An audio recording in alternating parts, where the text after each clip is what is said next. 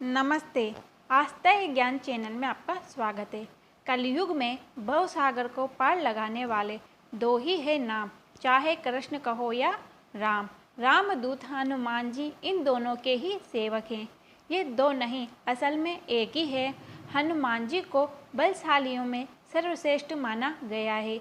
इस संपूर्ण ब्रह्मांड में उनके आराध्य और आराध्य के भक्तों के सिवाय कोई नहीं झुका सकता। महावीर हनुमान जी के संबंध में अनसुनी कुछ बातें। पहला, क्यों प्रमुख देव है हनुमान? श्री राम की आज्ञा से हनुमान जी एक कल्प तक इस धरती पर रहेंगे। एक कल्प में चारों युग के कई चक्र होते हैं। हनुमान जी चार कारणों से सभी देवताओं में श्रेष्ठ है। पहला कारण यह भी कि सभी देवताओं के पास अपनी अपनी शक्तियाँ हैं। जैसे विष्णु के पास लक्ष्मी, महेश के पास पार्वती और ब्रह्मा के पास सरस्वती है। हनुमान जी के पास खुद की शक्ति है, वे खुद की शक्ति से संचालित होते हैं।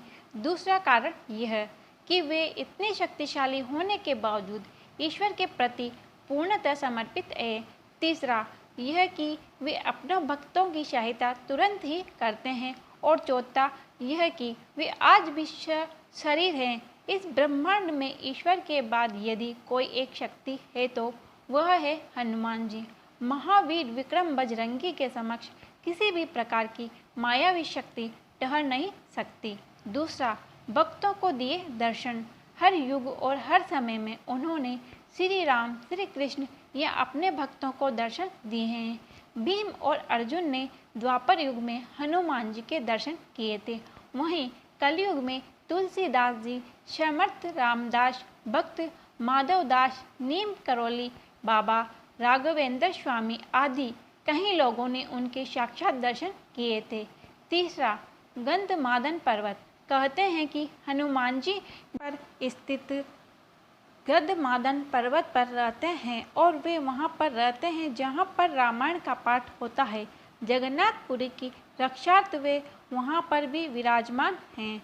चौथा, हनुमत रामायण। सर्वप्रथम श्री राम की कथा भगवान श्री शंकर ने पार्वती जी को सुनाई थी। उस कथा को एक कौवे ने भी सुन लिया था। उसी कौवे का पुनर्जन्म कुंडी के रूप में हुआ था। काकभुसुंडी ने भगवान गरुड़ को कथा सुनाई थी। परंतु वाल्मीकि जी रामायण से पहले हनुमान जी ने रामायण को एक शिला पर लिख दिया था। हनुमान जी ने एक शिला पर अपने नाखूनों से लिखी थी। ये हनुमंत रामायण के नाम से प्रसिद्ध है।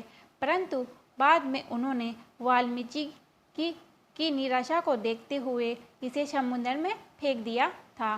पांचवा, हनुमान जी के काष्ठ नाम।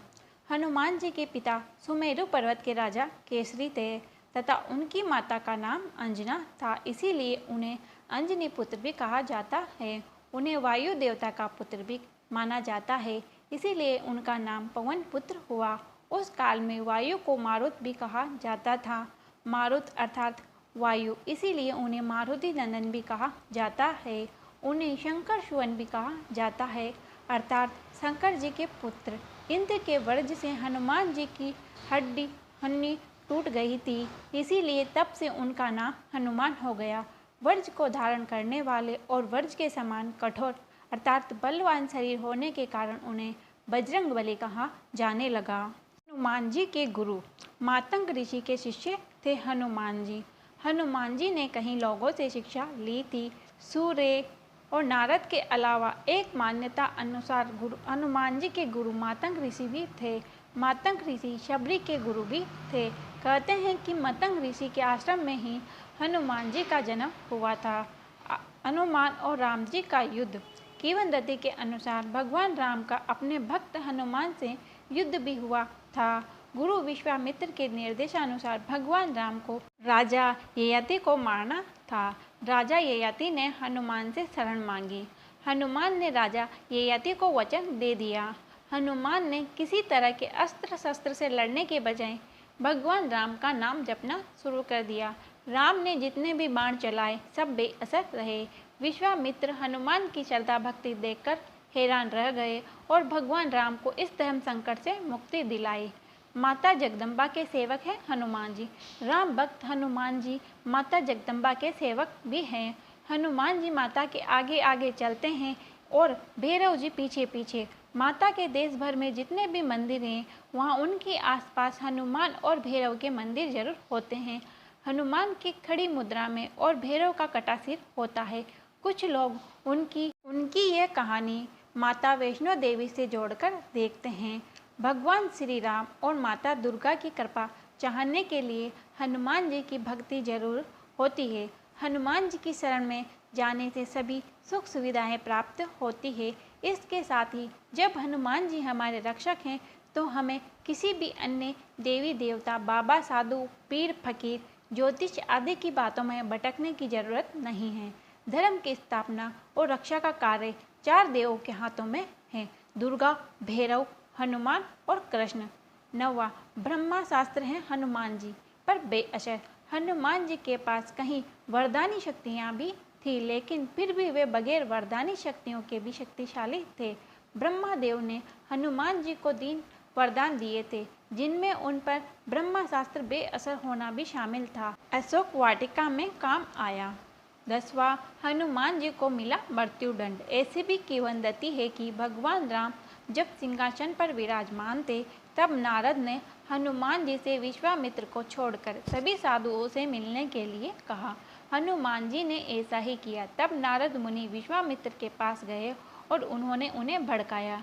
इसके बाद विश्वामित्र गुस्सा हो गए और उन्होंने इसे अपना अपमान समझा। भड़कते हुए वे श्री राम के पास गए और उन्होंने श्री राम से हनुमान को मृत्युदंड देने की सजा का कहा।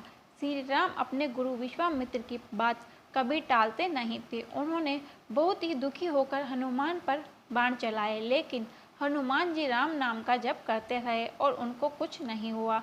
राम को अपने गुरु की आज्ञा का पालन करना ही था, इसीलिए भगवान श्री राम ने हनुमान पर ब्रह्मास्त्र चलाया। लेकिन आश्चर्यजनक रूप से राम का नाम जप कर रहे हनुमान का ब्रह्मास्त्र भी कुछ नहीं बिगाड़ पाया। यह सब देखकर नारद मुनि विश्वामित्र के पास गए और अपनी भूल स्वीकार की।